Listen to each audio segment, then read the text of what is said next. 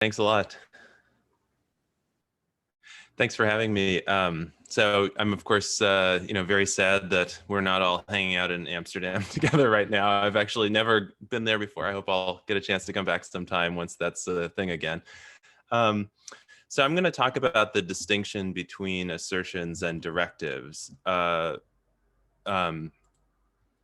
think that's part of the reason for focusing on this is that I think it's probably the distinction between two different kinds of speech acts that we should be most confident is a real distinction. So, the traditional methodology of speech act theory, going back to Austin, is to kind of like list off a bunch of the verbs in English that we use to report speech, and then like look for theoretical categories that go along with them. And I'm not nearly as confident as Austin that the wisdom, the sort of sum of human wisdom can be found in the OED.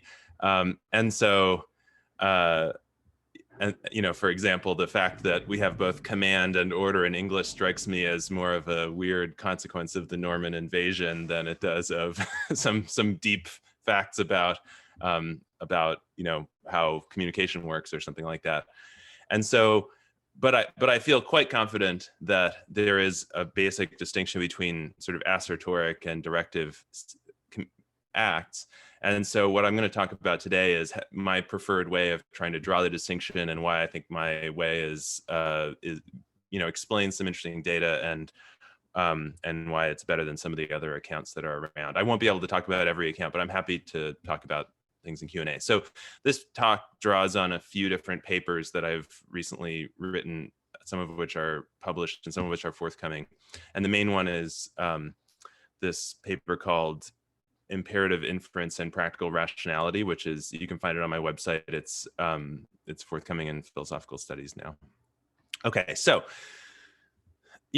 unless something unusual is going on, if somebody says, I enjoyed the Pilsner, then they're asserting something about their preferences. And if somebody says, get me one of those, they're issuing a directive, trying to get somebody to give them one. So here are some factoids about these two kinds of speech acts. I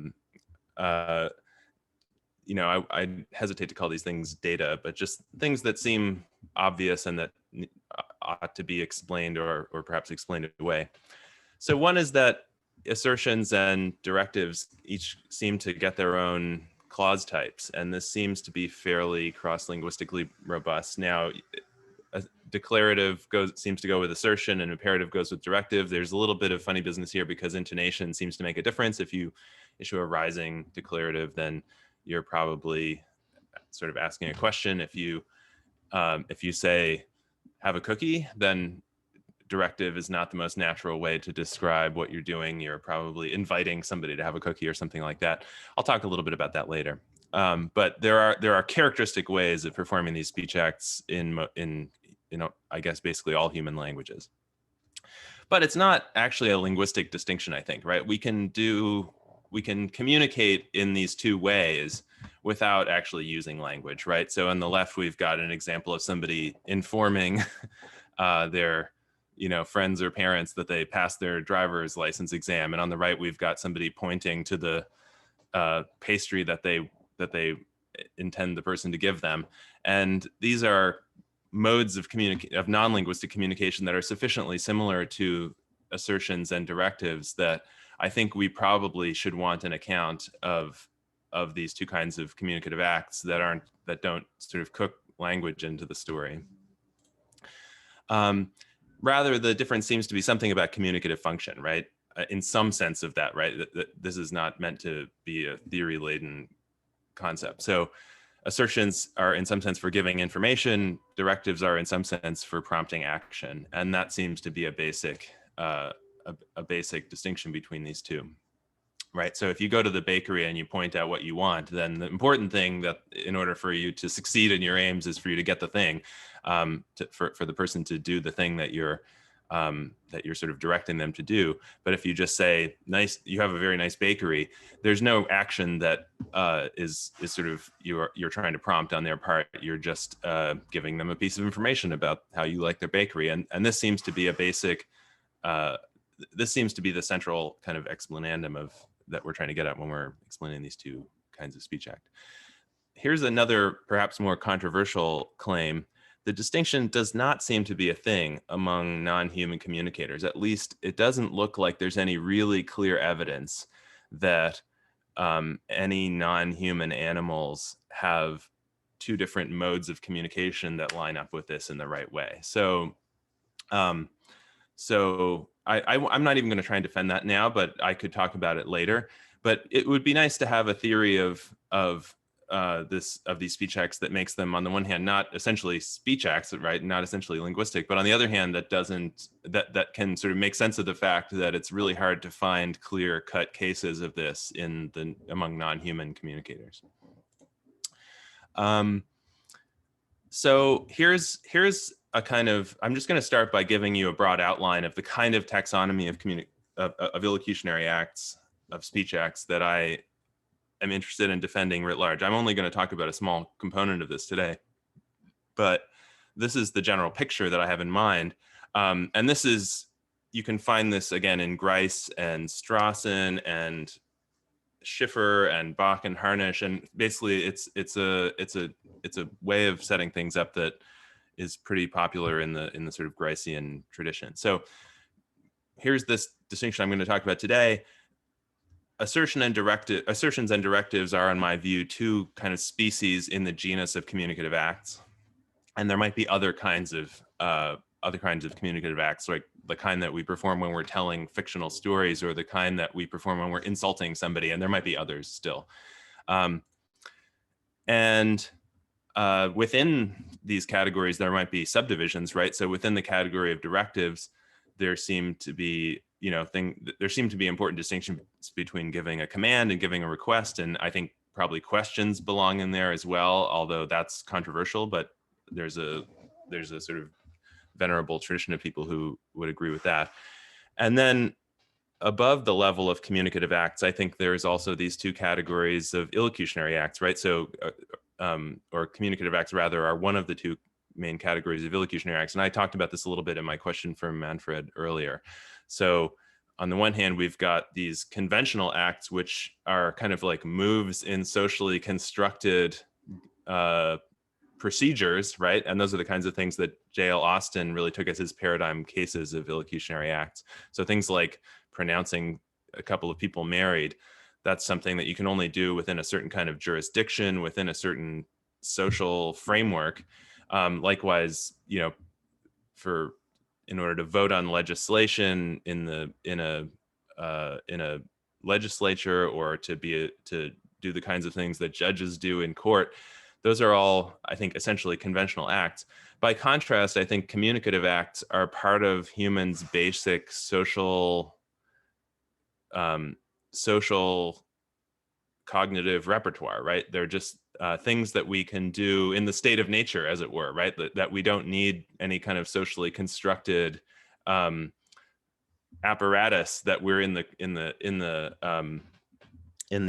scope of in order to be able to do these things, right? So there's some discussion of this even in the political philosophy literature, right?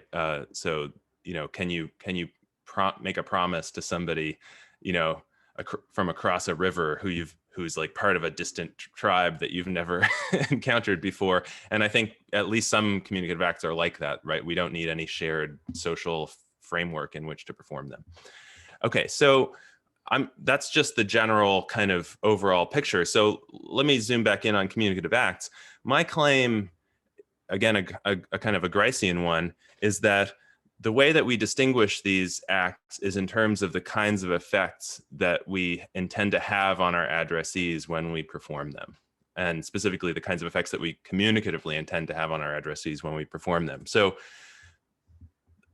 the idea here is that these are different kinds of communicative acts that can be performed in the context of a sort of communication that I call intention recognition, or that some people call Gricean communication, or something like that. So this kind of communication happens when the communicator, or sometimes the speaker, starts out with an intention to produce some kind of response in their addressees. So for example, getting them to believe something, or getting them to intend something new, or maybe trying to make them offended if they're going to issue an insult or so on, but to change what they're thinking in some way. Okay. And then, you know, as part of the strategy for accomplishing this, they adopt a second intention. They adopt an intention to get their addressee to recognize the first intention. Okay. And the idea here is, well, you could try and get somebody to have a new belief without them recognizing that that's what you're trying to do, but it's actually just really hard to do that, right? Like we actually stink at that. You can do it sometimes. You can use like reverse psychology, or you can manipulate people, or you can plant evidence. And there are sometimes ways to get people to have beliefs without them knowing that that's what you're doing. But in general, we are way better at getting thoughts into people's heads if they know that that's what we're doing. And the reason is because we can give evidence of that that's what we're trying to do. And assuming that they recognize what we want them to think and have and sort of trust us enough to guide their thoughts in the right way, then that gives them a new reason to think the thing. Okay. So the idea is that the second half here is this intention to kind of reveal your first intention is part of your strategy for accomplishing the first intention. So then we produce some kind of utterance that is designed to reveal our intentions to the person or give evidence of them. They might have have to do some kind of linguistic decoding. Usually this linguistic decoding does not tell them everything about our intentions. It gives them kind of partial and defeasible evidence about what our intentions are. And something happens, and then if all goes well, they recognize what we intended them to recognize. And again, if all continues to go well, this gives them a strong enough reason to have the response that we intend them to have, that they actually have it. Okay, so this should be familiar to everyone, I assume, but I just thought it would be worth walking through.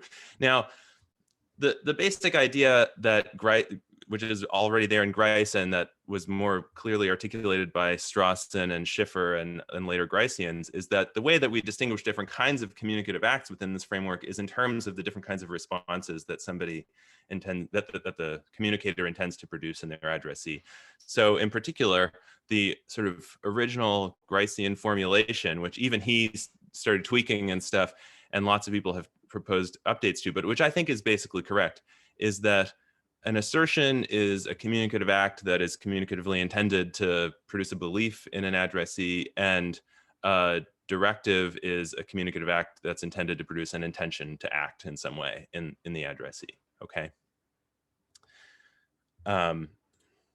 So this, I think, does a nice job of explaining the thing I said about communicative function, right? So getting somebody to believe something is a way of giving them a piece of information. Getting somebody to intend something is a way of prompting them to act, right? Because intentions are sort of action controlling attitudes, or action, they have the function of leading to action, at least eventually. It makes sense of the fact that we can do some of these things non-linguistically, because we can give all sorts of evidence of our communicative intentions, not just linguistic evidence. It at least gives us some way of explaining the fact that animals don't seem to have this distinction, because animals don't have the kind of meta-representational abilities to recognize communicative intentions, but also just to recognize the different and make predictions about the different kinds of mental states, like beliefs and intentions, that other creatures have around them. Or at least, I mean, that's a very blanket claim that would require more nuance to defend in detail, but that's at least a start of an explanation of why we don't see this distinction outside humans. And then I haven't yet said anything about why each of these communicative act types gets its own clause type, but I'm going to talk more about that in the rest of the talk. So why should we think that it's beliefs and intentions specifically that that we're trying to produce when we perform assertions and directives respectively? This is something that Grice just kind of said, and it sort of sounded right to him, I guess. And he was sort of in the business of doing conceptual analysis, and so I guess it helped to match up with his intuitions in the right way. And that is not how I like to do philosophy. And so, I have, in this recent paper that I mentioned earlier, developed a different kind of argument that it really has to be beliefs and intentions to do the right kind of work for us. specifically that the intended effects of these two kinds of speech acts should be beliefs and intentions. So in order to give that argument, what I need to draw your attention to is a kind of data about what I'm going to call imperative inference. So these are just inferences or valid seeming arguments that have imperatives in them.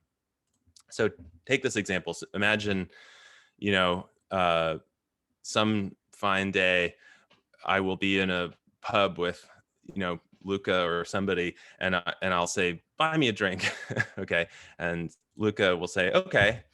And suppose he just doesn't really do anything. Then I could say, you know, you can't buy me that drink unless you go to the bar. And he might say, right. And then suppose he still doesn't do anything. I might then say, so go to the bar. And what I will have done in this beautiful future reality is have given him a kind of an imperative argument, right? I will have used imperatives to try and get him to draw a certain kind of inference. So here it is. Here's the argument spelled out in one piece. So, you know, it's notable that some imperative arguments seem like good arguments in some sense. Others seem like bad arguments in some sense. And so it would be nice if we could have a theory of which ones are good and which ones are bad and why. Okay.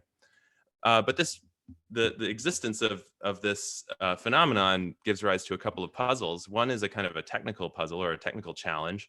So that's just the challenge of specifying a consequence relation that accurately predicts which imperative inferences are good. And then there's this foundational challenge that comes along with it. What would the subject matter of this consequence relation be? What would we be giving a theory of? And the usual answer to this kind of question is that a consequence relation is a theory of which inferences are truth preserving. But since imperatives aren't true or false, they aren't truth apt, that answer doesn't seem to work in this context. And so it seems like we need a different story about what it is that we're theorizing about in the first place. Okay. And so, I mean, so obviously there are some people who would disagree with me about this truth aptness thing, but I'm just going to take that as a premise for today. Okay. So the thing that I do in this paper, Imperative Inference and Practical Rationality, is to defend an answer to the foundational challenge and then use that to kind of motivate a story about the technical challenge. I'm going to give a very light summary of that today. I'm not going to go into the formal details. But here's some reasons for thinking the technical challenge is like particularly challenging. One is that it looks like there are some kind of non-classical aspects of imperative inference. So for one thing, you've got Ross's paradox, where you can't just use disjunction introduction anymore in your logic. So you can't go from pet Fido to so pet Fido or try to take his ball. It looks like there's something ugly about that inference. And on the other hand, you've got free choice effects. So at least in some cases, you can go from have a piece of cake or have some ice cream to so have a piece of cake, right? And that requires that the conclusion be interpreted in a certain kind of way as a kind of an invitation rather than an order, for example. I'll talk about that a little bit later. But if we want to give a theory of imperative inference, it looks like we're going to need a consequence relation that can do some cool tricks in order to handle these kinds of things. The other thing about this is that it looks like there's no way to quarantine off the imperatives from the declaratives in a way that allows you to give kind of one consequence relation for one and another one for the other. Not only can we mix imperatives and declaratives in the scope of an argument, but we can do that within a single sentence, right? So the first premise of this first argument has an imperative conjoined to a declarative in the consequent of the first premise, right? So it looks like we're going to need to do something semantically that allows us to mix these things in some pretty arbitrary ways, or at least some fairly free ways. And likewise, we can disjoin both imperatives and mixtures of imperatives and declaratives in certain contexts as well. Likewise, it looks like there are inconsistency relations that hold not just between imperatives and other imperatives, but also between imperatives and declaratives, right? So if I say, just to take the second example, If I say there are no unicorns and there never will be any, it would be very strange for me to follow that up by saying, bring me a unicorn, right? That it looks like there's something inconsistent about these two utterances. And so it would be nice to have an explanation of this. That a lot of this data comes from Will Starr, a paper that Manfred mentioned earlier. And as I mentioned before, it looks like you can mix imperatives with declaratives in all kinds of complicated ways. I won't go through the details here, but again, it looks like if we're going to give a consequence relation using a kind of semantics for imperatives and declaratives, we're going to need some story about how it is that they can go together when they do. And that's going to put weird constraints on what their semantic types can be, because you can only conjoin and disjoin things with the same semantic type. At least that's a standard assumption. And then the foundational challenge is, again, something like, given all of what we just said, how are we going to make sense of what it is that we're theorizing about here? So here's the sort of proposal in informal terms. And this is something that, again, you can find a very kind of schematic version of in Grice, and that Nate Charlo has more recently fleshed out in a sort of more formally precise way. And I'm sort of building in some ways on Nate's work in this paper. The basic idea here is that declaratives denote beliefs, whereas imperatives denote intentions. So the idea is that, so suppose I say dogs are better than cats. The idea is that the semantic value of this is going to be something like the belief that dogs are better than cats. Why is this a useful thing to say? Like, why does this fit into the big picture story that I like? Well, look, when I say dogs are better than cats, according to my Gricean view of communication, the thing that I'm trying to do is get you to recognize what kind of mental state I'm trying to get you into, right? And what kind of mental state is that? Well, it's the belief that dogs are better than cats, right? And so the idea is that the semantic value of a sentence is supposed to basically encode some, again, perhaps partial and defeasible information about the kind of mental state that somebody who used it literally would be trying to produce in their addressee. And this allows the addressee to recognize the speaker's communicative intention, okay? And so this is the sort of central semantic claim of the paper. Obviously, it's not very fleshed out yet. And so what are our logical judgments about? Well, the idea is that an argument is going to strike us as valid just in case an agent who has the beliefs and intentions denoted by the premises is rationally required to also be in the state of mind denoted by the conclusion. And so the idea is that there are these requirements about how our rational requirements about how our beliefs and intentions have to fit together. And anyone who's following these requirements, right, we're talking about a fairly idealized agent here, but anyone who's following these requirements is going to be somebody for whom believing the premises of a valid imperative argument is going to entail also believing the conclusions, or sorry, not just believing, but having the beliefs or intentions denoted by the premises. They're also going to have the beliefs and or intentions denoted by the conclusions. And so, the kind of rational requirements that I'm talking about are things that have been sort of independently motivated by philosophers of action and meta-ethicists and people who study rationality. And in particular, a lot of this work comes out of a lot of these ideas come out of the work of Michael Bratman, who I think has given the most kind of fleshed out theory of what intentions are and what their role in human cognition is. And so let me take some examples of imperative arguments and the kind of rational requirements that explain why these arguments strike us as valid. So take the one I started with, buy me a drink. You can't buy me that drink unless you go to the bar, so go to the bar. My claim is that this is a kind of, the sort of apparent validity of this argument is a reflection of our sensitivity to the principle of means and coherence. The idea here is that the first premise is one that would be used to put somebody into the state of believing that, of intending to buy the speaker a drink. The second premise is one that would be used to put the addressee into a state of believing that going to the bar is necessary for buying a drink. And if you are in those two states of mind, then the principle of means and coherence says that you are also rationally required to be in a state of intending to go to the bar, which is what's encoded by the conclusion. And so And so in general, there are going to be rational requirement principles of this kind that explain our intuitions about other arguments as well. So I won't go through all of them in as much detail, but take the fact that take these consistency facts or data. So there's a felt inconsistency to issuing kind of contradictory imperatives. Well, here's a rational requirement. You're rationally required to have intentions that are consistent with each other, or that can both be realized, at least according by your own lights. Okay. Likewise, there's this doxastic requirement on intending, which says that in its weakest form, says that you shouldn't. It's sort of irrational to intend to do something if you believe that you can't do it, and that explains why it's inconsistent to, or it seems inconsistent to give somebody an order to do something that you've just said is impossible to do. Okay.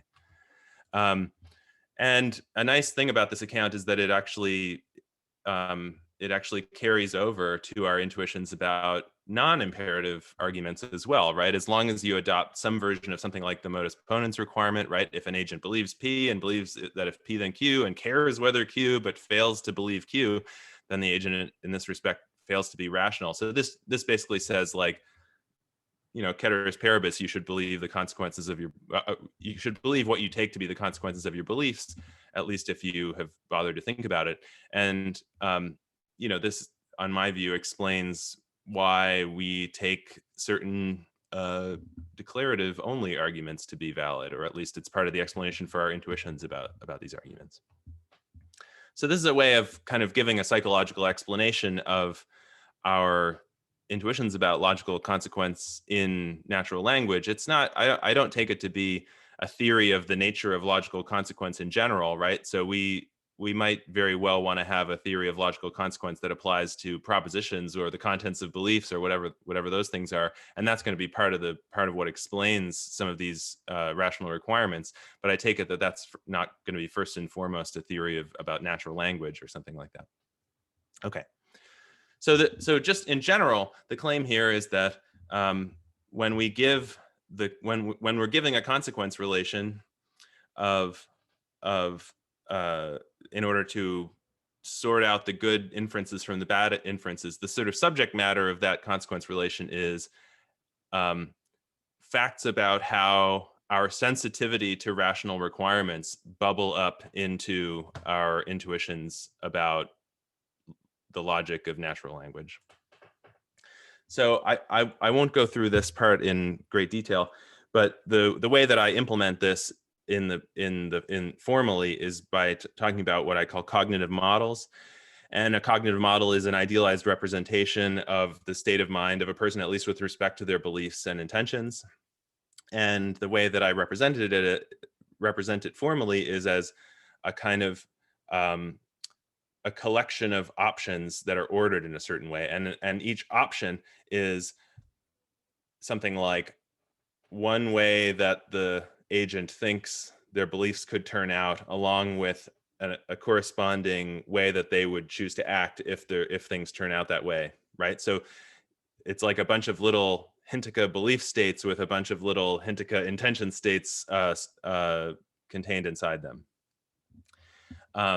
And to get the agent's overall belief state out of this, you just union all of the doxastic options, and to get the the sort of set of worlds compatible with what the agent intends out of a model like this, you just union all of the practical options. Okay, and there are just some assumptions about the grammar of clauses here. So for the sake of simplicity, I'm just assuming that you can take every clause and break it down into a kind of a mood marker and a sentence radical. I'm going to assume that sentence radicals denote sets of worlds. And my goal is to explain how a declarative sentence has as its semantic value a belief, and an imperative sentence has as its semantic value an intention. And we can do it in this way. So we can say that declarative sentences have as their semantic values properties of cognitive models, namely the property of having their content be entailed by the model's belief state, right? So basically, if you utter a declarative sentence, you're telling somebody, make all of your top ranked make all of your top ranked, sorry, this is something I didn't explain properly earlier. The belief state is actually just the union of the top ranked doxastic options. So when you utter a declarative sentence, what you're saying is make all of your top ranked doxastic options entail the content of what I'm saying, or something like that. And likewise for imperatives, but with respect to the practical options. And we can do the connectives pretty easily once we have this framework. Again, I won't go through the formalism, but this is the gist. You know, if you utter a conjunction of two clauses, and these might be both declarative, both imperative, or a mix of the two, then what you're saying is just basically like make sure your model entails or satisfies both halves of the conjunction, both conjuncts. If you utter a disjunction, the idea is that you're instructing somebody to make sure that they can partition their top ranked options into the ones that satisfy the first disjunct and the ones that satisfy the second disjunct. So this explains, for example, Ross's paradox, because it says, you know, basically if I say pet Fido, what I'm telling you to do basically is make all of your top ranked options pet Fido options, right? But if I tell you, so pet Fido or try to take his ball, I'm essentially telling you to leave some of your top ranked options, take Fido's ball options, right? So I'm giving you sort of contradictory instructions about what to do to your mental state with these two sentences. Likewise, we can talk about free choice, but this requires a little bit of an epicycle. So a clarification question. Yeah, sure. Maybe.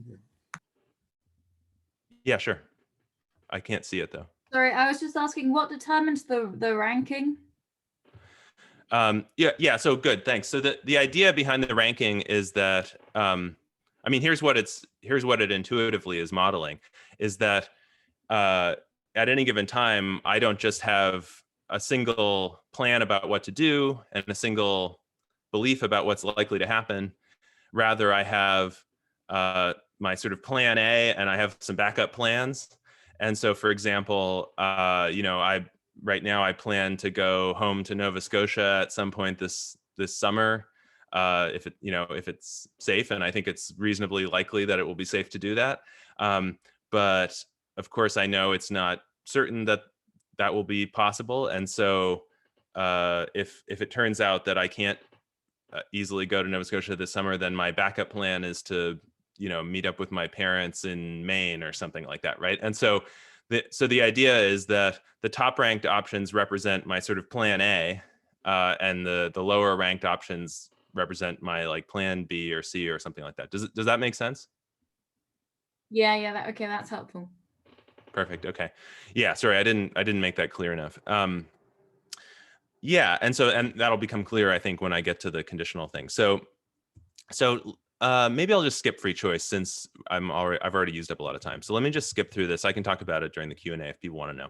So the conditional section actually bears on this last thing. So the idea behind this is that if you utter a conditional if phi then psi, what you're instructing the person to do to their state of mind essentially is to make it so that it satisfies the property of having all of their top ranked phi options be psi options, right? So we can understand this if we think about contrary to duty imperatives, so-called, right? So it's consistent to say arrive early, but also if you don't arrive early, enter quietly through the back, right?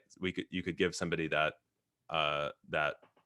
those two kind of commands, right, or directives, and it's, you know, there's something a little bit puzzling. The simplest forms of imperative logic are not going to make sense of this. And this is the kind of thing that you need the ranking for. So the idea is, well, you make it your plan A, make it so that all of your top ranked options are arrive early options, right? But you should also have some lower ranked options so that if those top ranked options get knocked out because you change your beliefs to eliminate all of the belief worlds in which you arrive early, then you should activate the lower ranked options such that you now have a plan to enter quietly through the back, right? That's the general idea behind the ranking. It's the idea that we have contingency plans and not just sort of not just a plan A. Okay. And again, I won't go through the details here, but the way that you can think about consequence is just that an argument will strike us as valid when any cognitive model that satisfies the premises also satisfies the conclusion. And because cognitive models are meant to have the kind of rationality of the agents that they're modeling baked in, that's a kind of idealization that's baked into the model. This is a way of getting at the idea that an argument will strike us as valid if and only if a rational agent who satisfies the premises would also satisfy the conclusion. Okay. So here are some takeaways from this view. Judgments about imperative inference reflect our sensitivity to rational requirements, right? So this is a way in which these ideas from the philosophy of action and the theory of rationality are going to do some work in the philosophy of language, hopefully, and in semantics. We can capture this with a rigorous formal semantics whose models represent structurally rational agents. I haven't given you any of the formal semantics, but you can go check it out in the paper if you want.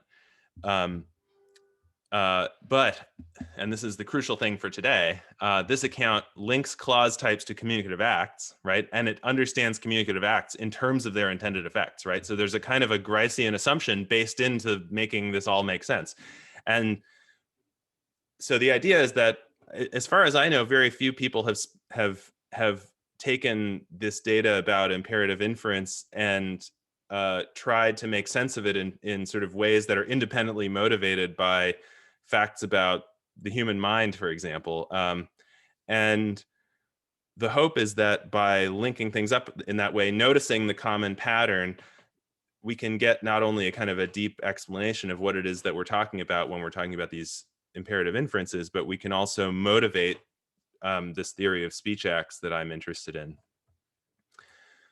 Okay, so just at the end, I just want to consider briefly a couple of alternatives to this view. So why should we think, for example, specifically that it's intentions rather than some other kind of mental state that somebody communicatively intends to produce when they issue a directive speech act? So for example, there's work by Portner and by Kondrativdy and Lauer and by Will Starr, where they try and do it in terms of desires or preferences, right? So Will Starr's view is that, you know, when you issue an imperative, you know, if you say buy me a drink, what you're trying to do is get the addressee to form a preference for the sort of buying a drink options over the non-buying a drink options, right? And you might think, well, that's an equally plausible idea as intentions. Why intentions rather than preferences? And my answer is that preferences and desires aren't governed by the right kind of rational requirements.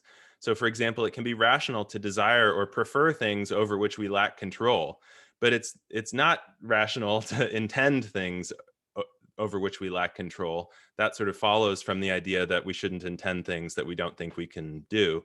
And so this explains why, for example, if I know that my wife has been having, you know, nightmares in the last few nights, and I know she has no control over whether she has these nightmares, it's just sort of, there's something infelicitous about saying to her, don't have nightmares tonight. You know, in general, we can't, it's sort of not felicitous to issue directives for that the addressee has no control over whether or not they will be able to comply with.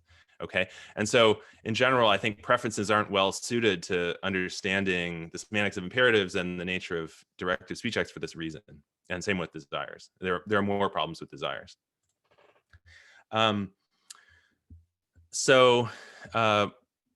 Here's another possibility. So that this is a view that has been recently fleshed out in detail by Bart Hertz, and I hope I didn't just butcher the pronunciation of his name. And that I think lots of other people have defended in other ways, right? So you see that you can find a version of this in Brandom and in Lance and Kukla and some other people, and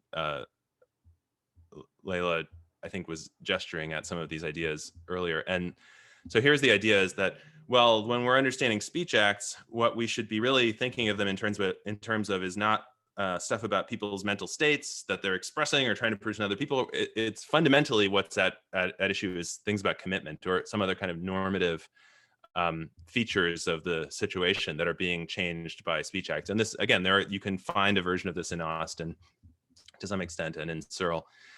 So why not just think that that the difference between assertions and directives is fundamentally a matter of undertaking different kinds of commitment? Okay, so So I'm not going to give a full reply here, but you should go check out this response I wrote to Bart's paper in theoretical linguistics. But here's the gist of it. So I've tried to argue that this view kind of has problems making sense of communication. So here's what I mean by that.